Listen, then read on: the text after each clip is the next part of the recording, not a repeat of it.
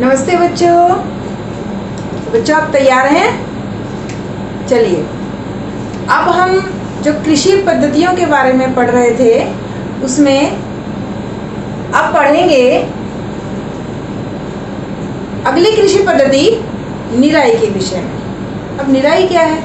देखो बच्चों, हमने अपने खेत की मिट्टी को तैयार करके उसमें बीज बो दिया, खाद और उर्वरक डाल दिए और उसे पानी भी दे दिया, मतलब सिंचाई भी कर ली।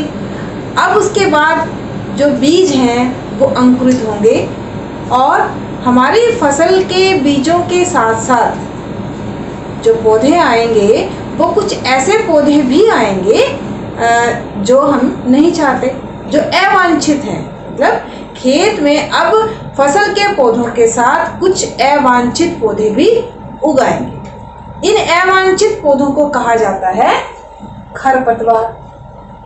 अब किसान क्या करते हैं कि अपने खेत से इन खरपतवार को हटाते हैं और वो कृषि पद्धति कहलाती है निराई।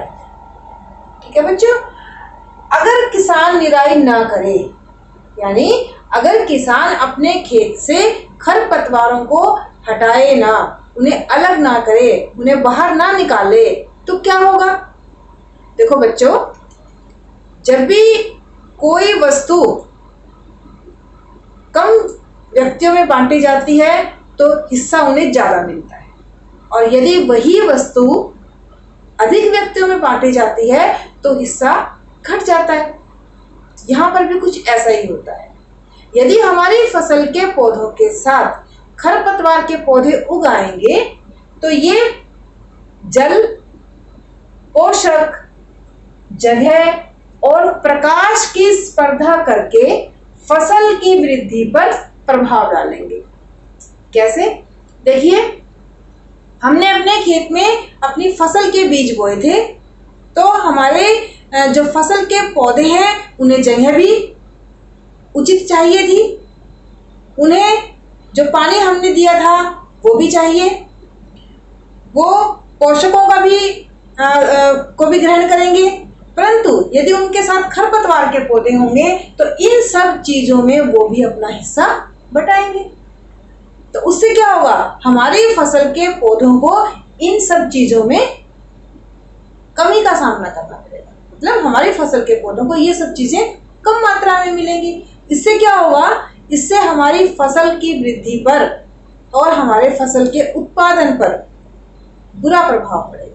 मतलब हमारी फसल का उत्पादन उतना नहीं हो पाएगा जितना कि होना चाहिए था। तो इसलिए खेत से खरपतवारों को हटाया जाना बहुत आवश्यक है। अब ये कार्य हम कैसे कर सकते हैं? या तो इन्हें अपने किसी औजार की सहायता से, जैसे कि कस्सी है, खुरपा है, इनकी सहायता से किसान अपने खेतों से निकाल देते हैं जड़ सहित, या फिर कुछ रासायनिक पदार्थों का इस्तेमाल करके उन्हें नष्ट कर देते हैं। उन्हें हम कहते हैं खरपतवार नाशी। ऐसे रासायनिक पदार्थ जो खरपतवार के पौधों को नष्ट करने के लिए किसान अपने खेत में प्रयोग करते हैं, उन्हें खरपतवार नाशी कहा जाता है। इसका उदाहरण है 2,4-D। तो बच्चों, ये रासायनिक पदार्थ होते हैं जिन्हें हम खरपतवार नाशी कहते हैं। तो अब आपको अच्छे से समझ में आ गया होगा कि निराई जो कृषि पद्धति है वो क्या है और निराई करने से किसान को क्या लाभ होता है। चलिए, अब उसके बाद हमारी जो फसल थी, हमारे जो फसल के पौधे थे वो उचित रूप से वृद्धि कर रहे हैं और निश्चित समय के बाद अब हमारी फसल पक कर तैयार हो गई। तो अगली जो कृषि पद्धति है वो है कटाई। बच्चों, हमारे देश में कटाई को एक कटाई पर्व के रूप में जाना जाता है। अभी हमने हाल ही में पीछे गेहूं की फसल की कटाई की, तो इसलिए पंजाब जैसे राज्यों में बैसाखी का पर्व इस समय मनाया जाता है और किसान जो है वो बहुत हर्षोल्लास के साथ इस पर्व को मनाते हैं, क्योंकि किसान ने अपने खेत में इतने समय तक जो मेहनत की थी अब उनका परिणाम पकी हुई फसल के रूप में उनके सामने होता है। तो कटाई जो है वो शुरू की जाती है। एक दरांती औजार होता है देखिए आप चित्र में, दरांती जो है वो एक ऐसा कृषि औजार है जिसकी सहायता से किसान फसल को काटते हैं। ये छोटे पैमाने पर इसका उपयोग किया जाता है। बड़े पैमाने पर, बड़े स्तर पर कटाई के लिए मशीनों का प्रयोग किया जाता है, जैसे कि हार्वेस्टर है। उसके बाद जब कटाई कर ली जाती है तो जो अनाज है, जो दाने हैं, उनको भूसे से अलग किया जाता है।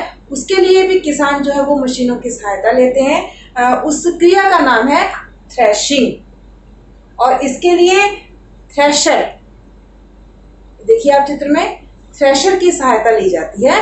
थ्रेशर की सहायता से जो अनाज है, अनाज के जो दाने हैं, उनको भूसे से अलग कर दिया जाता है।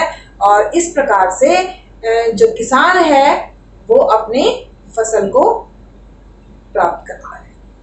तो बच्चों, ये जो कटाई है ये हमारी वैसे तो अंतिम कृषि क्रिया है जो किसान अपने खेत में करता है, परंतु अभी कृषि क्रियाएं सभी खत्म नहीं हुई हैं। अभी एक कृषि क्रिया और शेष है, वो मैं आपको अगली वीडियो में बताने वाली हूँ।